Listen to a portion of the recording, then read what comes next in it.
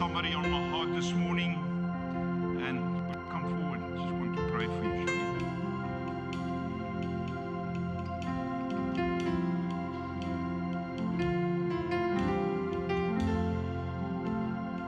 because He's the reason we live. And I felt in my heart this morning, let's pray for Charlene. Anybody will just assist me?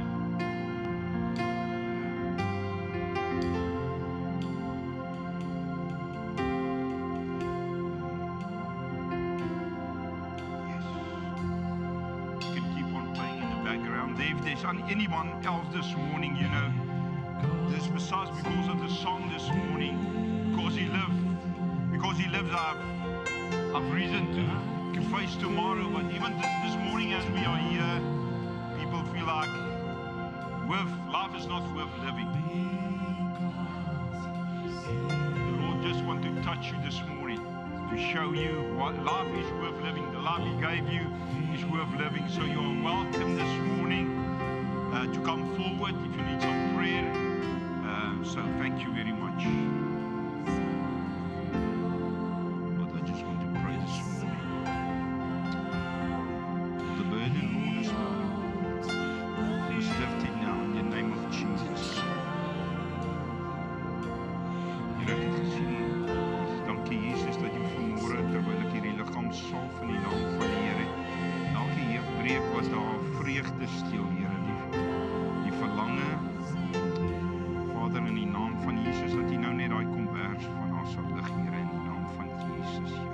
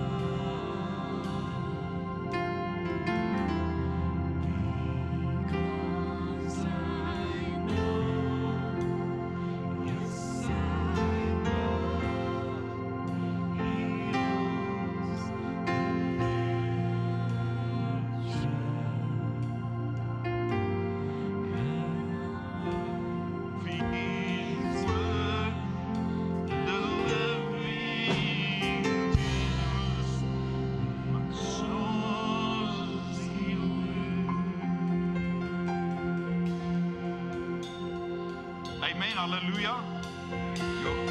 Yes, let's give Him a praise offering this morning. Hallelujah.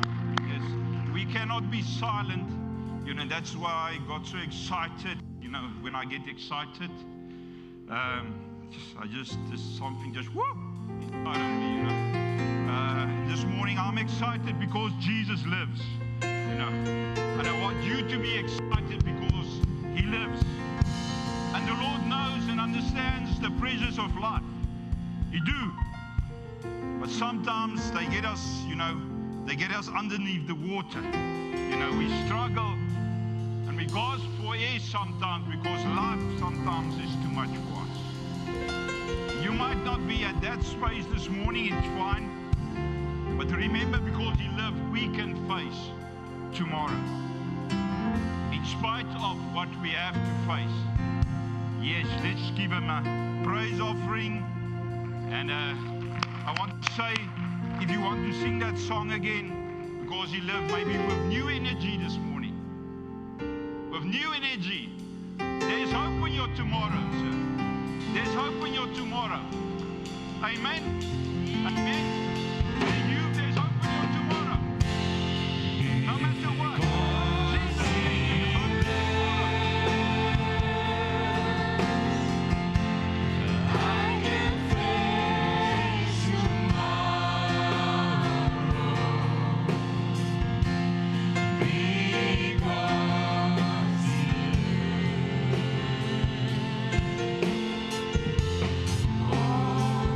Because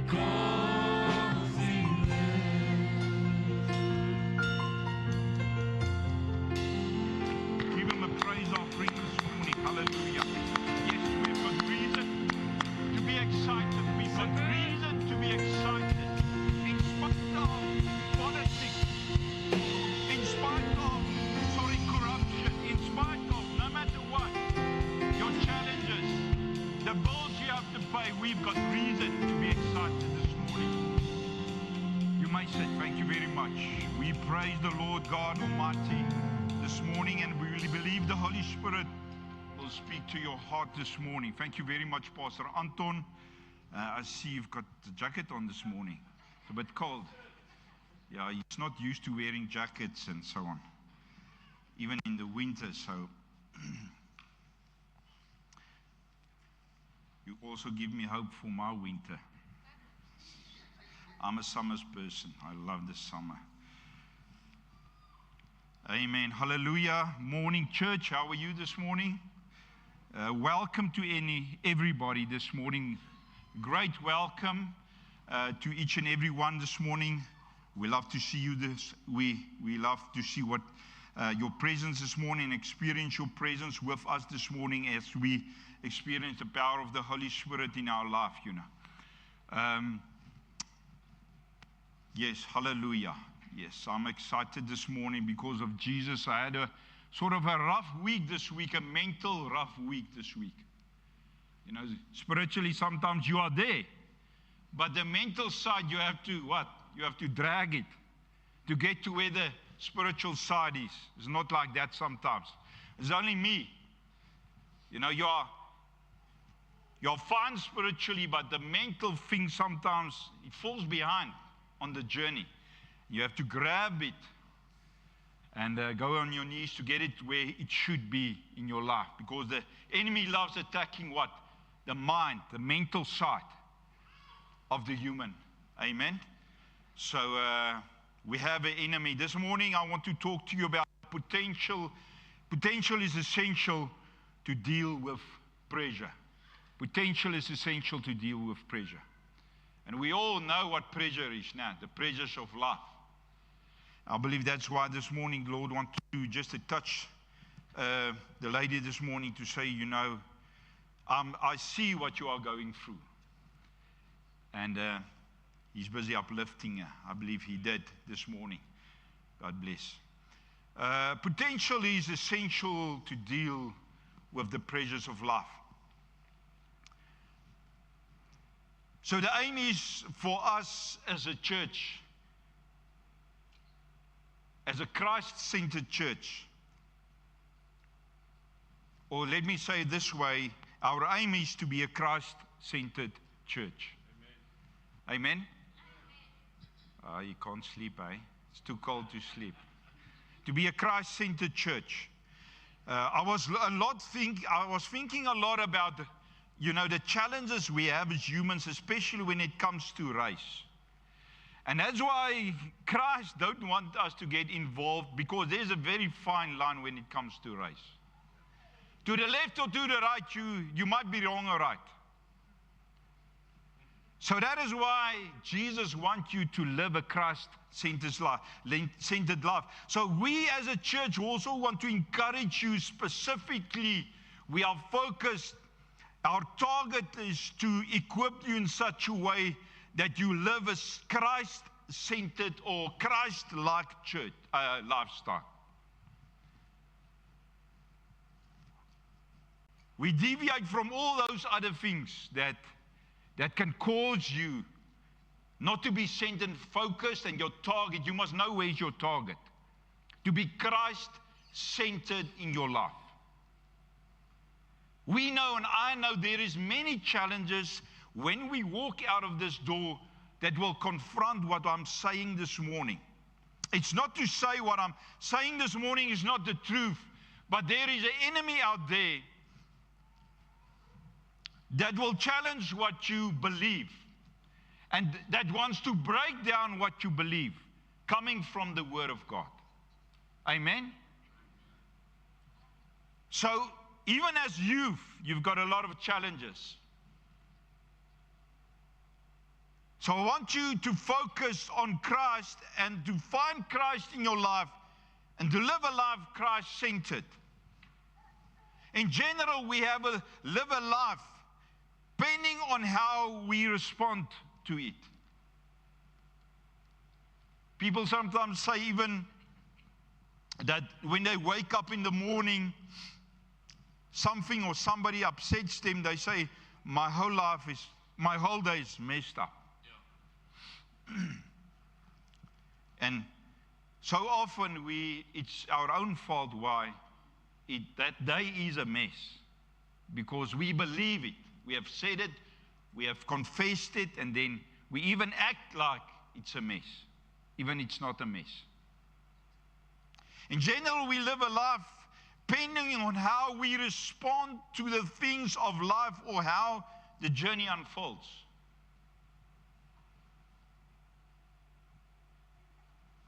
But Christ in us don't have that fear of how the journey will unfold.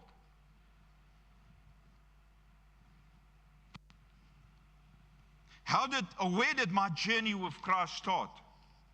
It originated with a seed, according to Galatians 3, verse 16.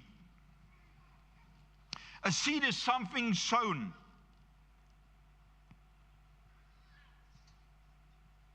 It's something to do with offspring. Let me read the book of Galatians 3, verse 16. I'm reading from the New King James Version. Now to Abraham and his seed were the promise made. To their seed were the promise made. He does not say, and to seeds pertaining to many, as of many, but as of what? One. And to what? To your seed, who is Christ. So who is your seed? Who is my seed? Let me hear. Who is your seed? Let's get it from the beginning. Let's get it right. I need you to understand who is your seed. Christ is my seed. Christ is your seed. Christ is my seed. To your seed. Because he is speaking, when we look at that, and even Abraham has mentioned, that's many years ago. As we go down the lineage, we become part of what? The seed. We can continue to say, after reading this, our seed, or much more personal, my seed. Say my seed. My seed. My seed. Yes, my seed. I want your ears to hear, but faith comes by hearing what you say. My seed. It's your seed, Marius. It's your seed.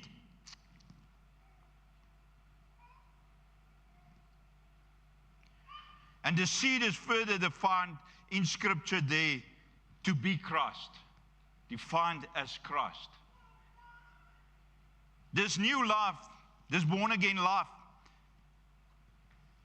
consists of this amazing, unexplainable, supernatural potential that is inside of us.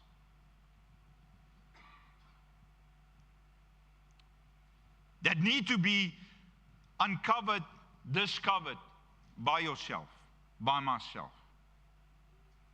That's why it's good for you to pray for somebody, to pray for your children, to pray for my children, and to pray for your neighbor. But we want them to come to a place where they discover the seed of life.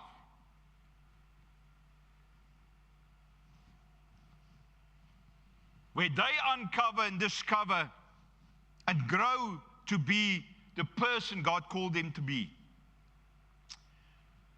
As we heard this morning, life in general places a great demand on us to make a success of it. It's not like that, young man. Life is placing a great demand on your life to make a success. It's your father.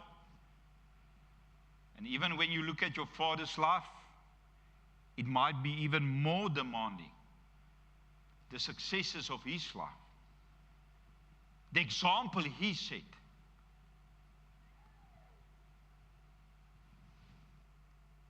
But don't be discouraged because the example we follow is in the seed.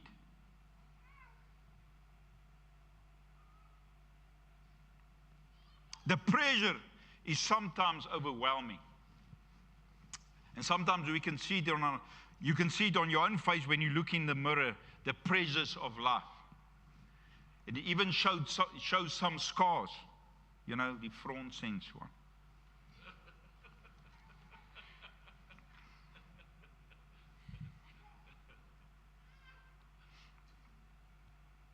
I'm not talking about the brandewynvlekke, no. The pressure is sometimes overwhelming, and you can see it on somebody's face.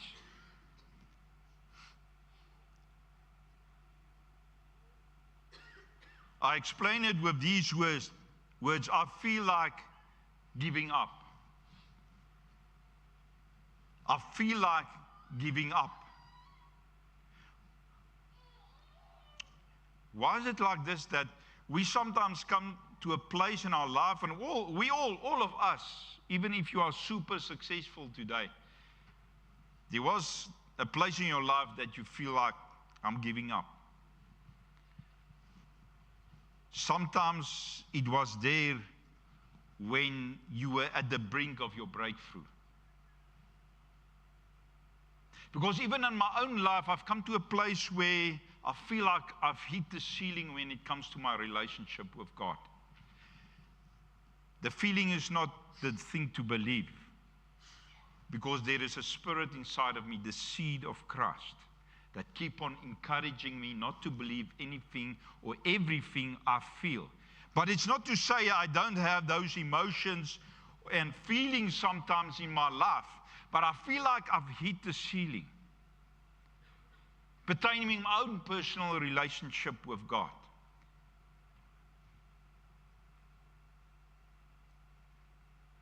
I believe it's because we lean too much on our own potential.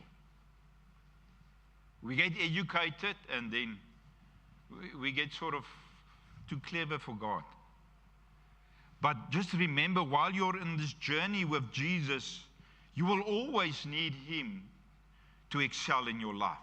We lean too much on our own potential than the potential of the seed, and we neglect the potential of the seed in us. Just look at what Christ has accomplished when you read the scripture, what He has accomplished in His own personal life. I want to bring this thought this morning to you of an olive. Now, olive harvesting is more or less 90% about the oil. The other 10%, they say, according to my study, the other 10% is human consumption, like the fruit or other byproducts. But 90% of that olive, of that fruit, is used to produce oil. And how do you get oil out of an olive? It's like squash it. Big time. Big five. You squash it. You have to squash it. It says even the pressure placed on that olive is to crush it. To crush the fruit, to separate the oil from the water and the pulp, is to crush it. And oil is symbolic of what? Of the Holy Spirit. In order to produce the oil, we experience the pressures of life.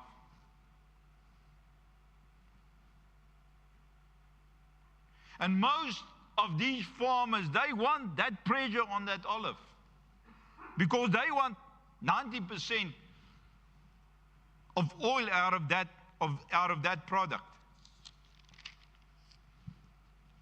Because the pressure produced the final product. I'm coming to something here this morning. I'm coming to something that we are not used to, and the mindset sometimes leaves us astray. Like I said, in this week I had a mental battle. I had to, even during the night, I had to drag the mental side to where I am spiritually. We refer to the potential inside of the olive. Both the olive and the seed have massive potential. Both of them have potential that can be unlocked or be of great use to us as believers. The seed also referring to the Word of God.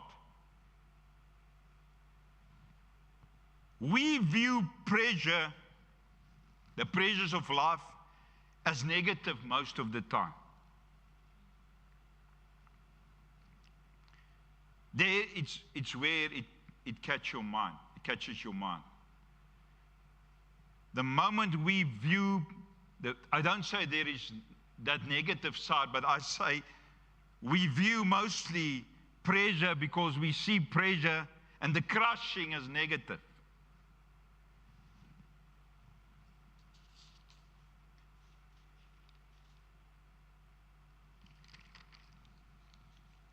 Because we can't see that there is any potential of something crushing us to a point that it delivers the Holy Spirit oil.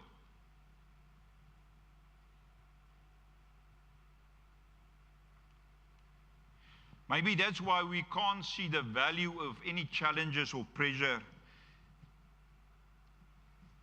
in our life. Because we face it and we look from a negative perspective. We view the pressure, I want to go further by saying the persecution we face in a wrong or negative way. Now, if I and you, if us, we here to this morning, and those listening to the message this morning over social media, if we strive to live a sanctified life, a righteous life, it automatically produces pressure. Do you know that? The moment you say, Lord, take me along this journey, this cleansing journey where I'm sanctified, I live a life sanctified, and I live no more self-righteous, but righteous according to Christ. Because I can only accomplish these things and those things because of the Holy Spirit of Christ in me. The moment we do that, pressure comes. I know, Pastor Anto, you also made some decisions this year that also you are under pressure. I'm saying that because I know you. I know a little bit of your story. Well, you are big, but I know a little bit of your story. But we might be sitting here this morning and we have made a decision to say, I'm following Christ. But now, what now? It feels like the devil is loose on me. The demons is attacking me. There's a lot of pressure on my life. 2 Timothy, can we read 2 Timothy chapter 3, verse 10 and 15, 10 to 15. I want to encourage you this morning, bring your Bible, read, mark, make whatever notes the Holy Spirit wants to apply in your life. Please do that, because so easily the devil will steal, situations will steal as we go out what should be important to you in your own life. Let's read from this part of the passage of Scripture where Paul endured for the sake of his faith in Christ. What Paul endured. Paul writing to Timothy, young man. But you have carefully followed my doctrine. That's what Paul is writing to him. Let's say in a letter, because that times there's no WhatsApps and emails and what. Or there's a post, Dave. What? Dove, yeah. They send the dove with the letter that side. You are laughing, it was like that. They send the dove, a trained dove or whatever. But you see, that dove originated at Noah's Ark. Can remember. The post, Dave. But you have carefully followed my doctrine, in other words, my instructions, my teachings. Paul is saying to Timothy Listen to what he says, carefully what he says. You have followed not only my doctrine, my teachings, but Paul says you have followed my manner of life.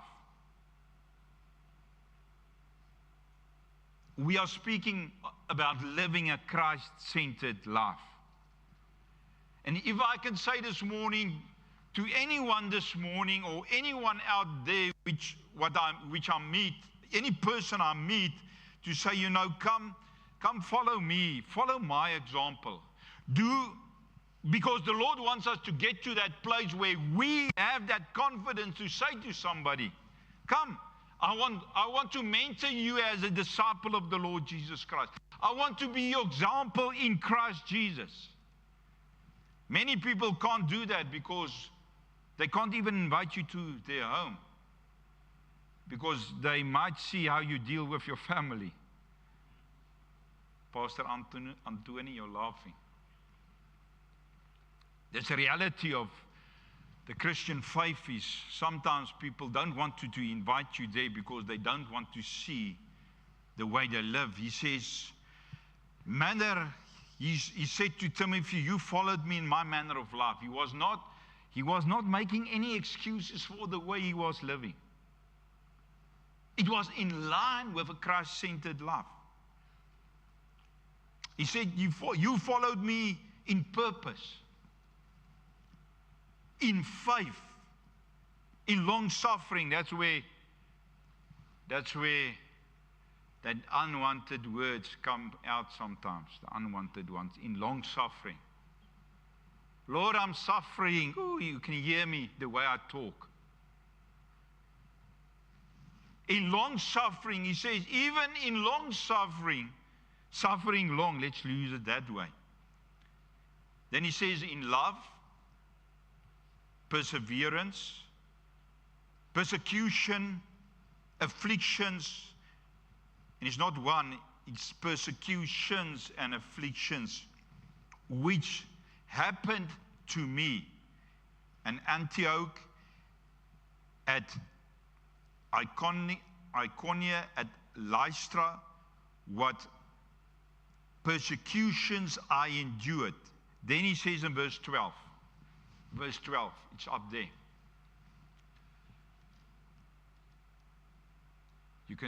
Verse 12.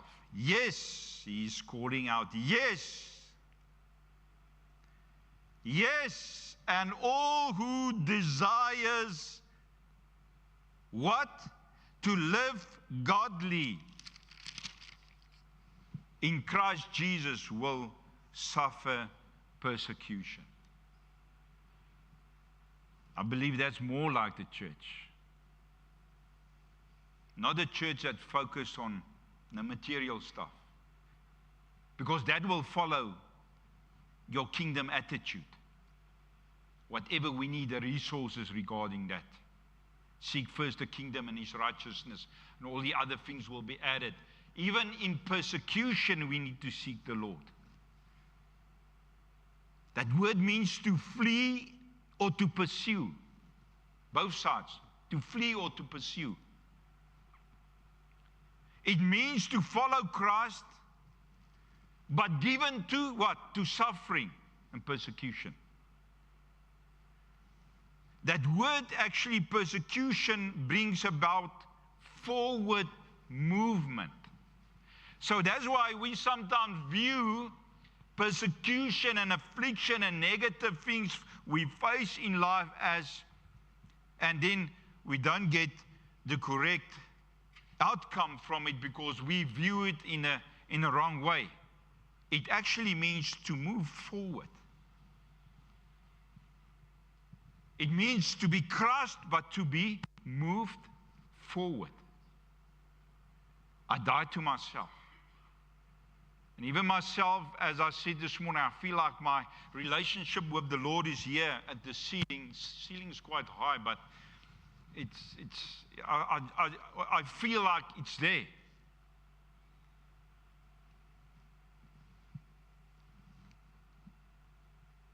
But as I died to Christ, I conquer those challenges. We face life, as I said, we face life, and it depends on how we react or respond to what we face. In most times, it is the outcome determine the outcome. Verse 13 says, but evil men and imposers will grow worse and worse.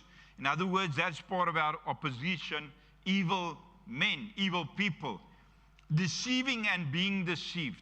Don't follow them, because they are already deceived and they are deceiving other people.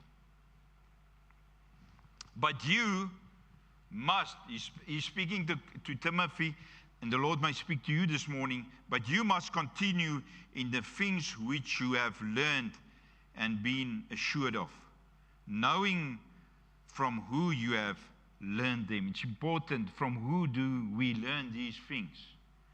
Is there an example from the one you are listening to? Is there a proper example? We see nowadays many on YouTube and on social media that even the bigger churches and pastors are falling away. Not churches, but especially person.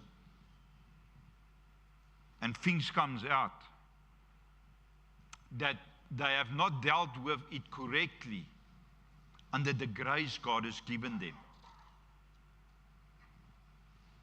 So we must continue knowing from whom you have learned them. So it's important, from who are you learning these things regarding the gospel?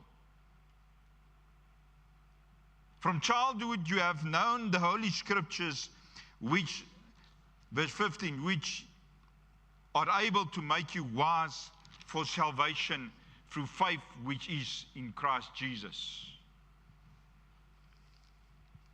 We have spoken about the olive, referred to the seed, meaning Christ. Actually, but both of them are meaningless if we do not utilize them. Actually, God gave us the best of bests.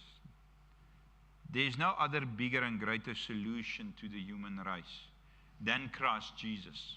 And following in his example, embracing his likeness through the Holy Spirit.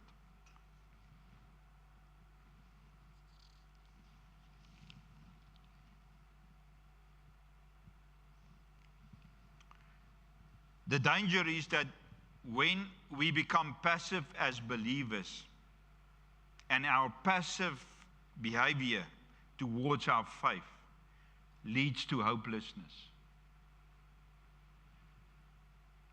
It's not because the pastor didn't pray for you.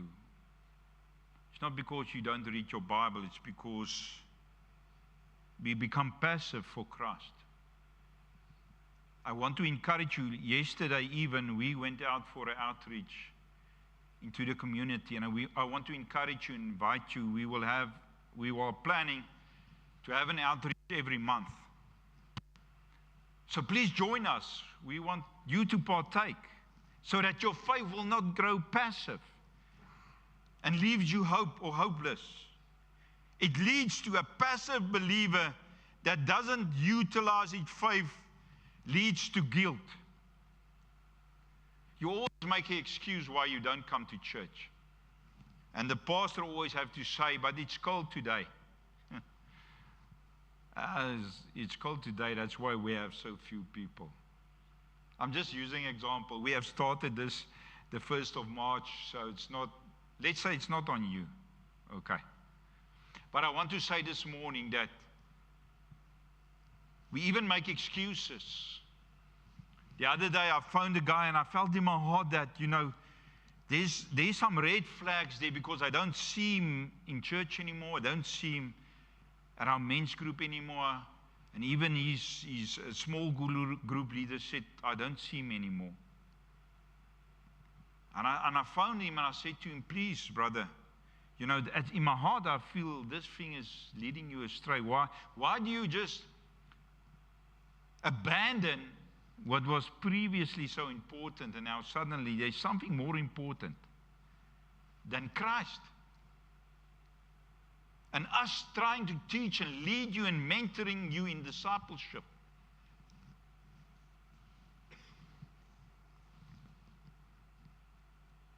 This passive behavior of the believer, it leaves the believer hopeless, guilt-driven. Even in your mind, you'll say that things will never change. Everything is wrong, and there is nothing good in life. We can face tomorrow because of him. We feel worthless and rejected, unusable for the kingdom. But what we experience is a negative response to the demand, the pressure to be Christ-like. Actually, sometimes I've realized this week that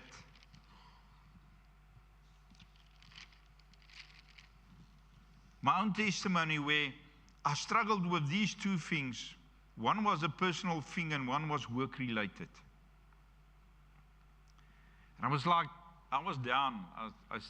You can ask my wife. I just went and lie on the bed. And I said, this is getting to me. This is getting to me. But I realized that it's part of spiritual warfare. And I referred to 2 Corinthians 10. You can go and read that at home. 2 Corinthians 10, verse 3, 4, and 5. Where I had to enforce my weapons. To get out of that mental stronghold, or the one Satan wants to dump me into. I had to loosen myself, my mind. A stronghold normally is something that gets up into your mind. And if we don't address it, I had to address it, to uproot it, cast down that imagination which it created. I had to apply my weapons, or lest I would succumb to this thing that wants to be more superior in my life. A mindset.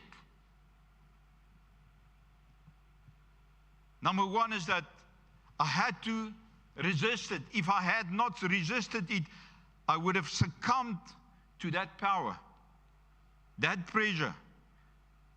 And on the other side, I want to encourage you, because I've realized that even during the night, preparing, pressure produces oil. Oil that destroys the yoke. The anointing that destroys the yoke.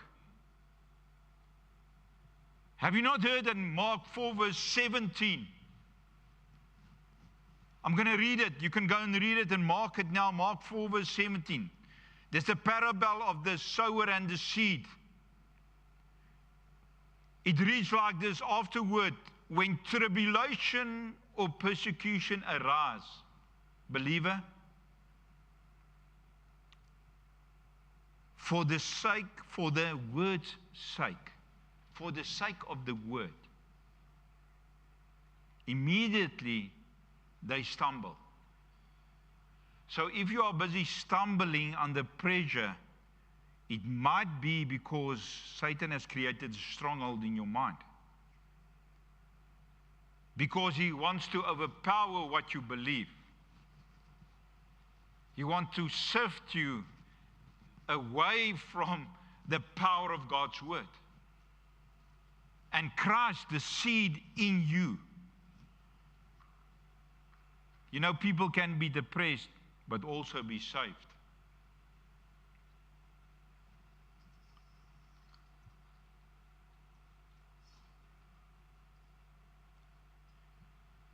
It is a negative response. If I decided to leave things just like that, I don't know how I could minister this morning. It is a negative response when we act incorrectly towards this pressure of life. It's a negative response to demand to be Christ-like. From time to time, pressure comes on us to produce the oil that breaks the yoke.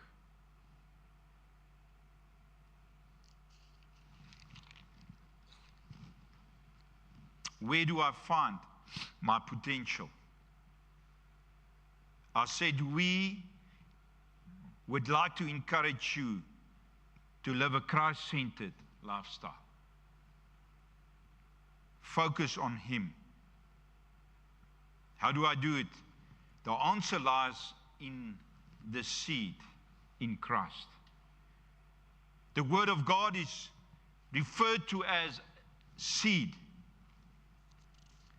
When we read this morning Galatians 3 verse 16, referring to Christ, referring to the seed, when I'm going to read John 1 verse 1 up to verse 3 before we conclude this morning.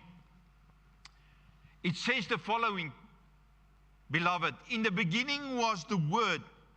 That word starts with a capital. And the word capital was with God, and the Word was God. John 1 verse 1.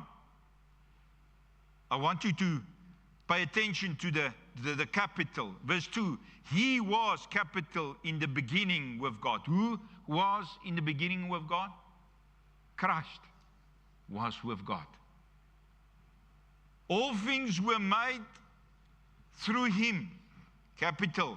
And without Him, Christ, nothing was made that was made. Verse 14. It says, and the Word became what? Flesh. The manifestation of the Son of God. Your purpose is situated. Let me say positioned in the seed. Your position, your purpose is situated or positioned in the seed. I need to take ownership of my seed, And as we said this morning, that I asked you to say my seed. Can you say that again? My seed. I want you to know that that seed is Christ. And that we are rooted in that seed. And that potential young man, young woman, everyone present this morning is in the seed. What God wants and His purpose for your life is much greater than what you want for your life. So the potential is in the seed. Don't forget that. If you feel like I'm useless, if you applied for that job and you don't get it, if you applied for 2, 3 others and they don't call you, don't allow that feeling, that stronghold coming to your mind to say you are useless. Because what you have is a supernatural, unattainable except through faith, potential inside of you. I have to do what? I have to love this seed. I have to protect it. I have to love the Word of God with all my heart.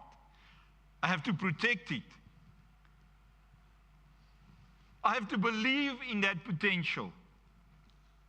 I have to prioritize the seed in my life. You have to spend time with that seed. You have to honor your relationship with that seed.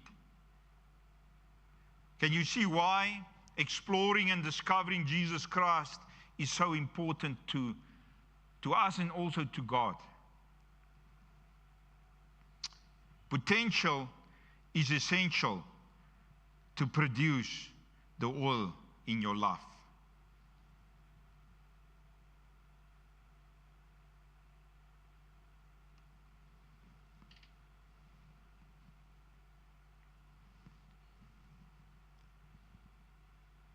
Can we close? Let's stand this morning. Let's stand and let's pray and close this morning. Allow the Holy Spirit just have some time with the Holy Spirit. Just have some time with the Holy Spirit. Just meditate on what the word was, what the Lord was speaking to you this morning. Before we're going to pray and close.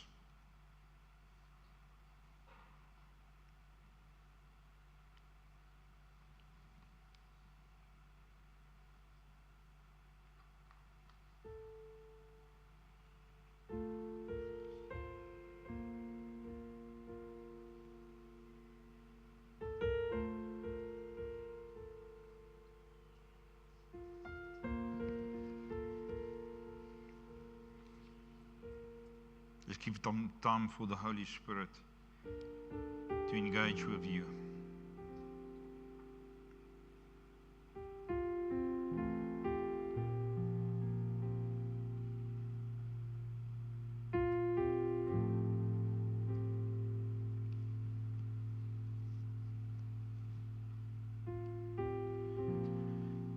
God's potential in you, that seed, is essential to deal with the pressures of life. It's only the anointing that destroys the yoke, the oil that destroys the yoke. Lord, as we are here this morning, you know all of us we have to face life. Lord, but we also say thank you this morning for the potential, for the seed, Christ in us. And Lord, I pray this morning, Holy Spirit, that we'll touch each and every one and stand still with each and every one this morning to release as your will, the way you want it, that potential. Hourly, daily, weekly, yearly in their life. So that potential will be able and is essential to deal with the pressures of life, Lord.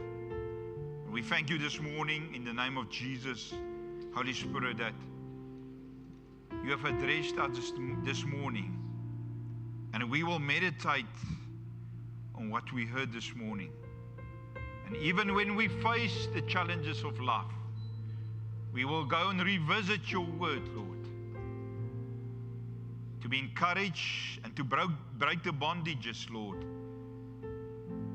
This morning, Lord, I pray also every stronghold that was created by these pressures, Lord, in the name of Jesus, in whoever have them this morning, agree with me this morning that we uproot it this morning.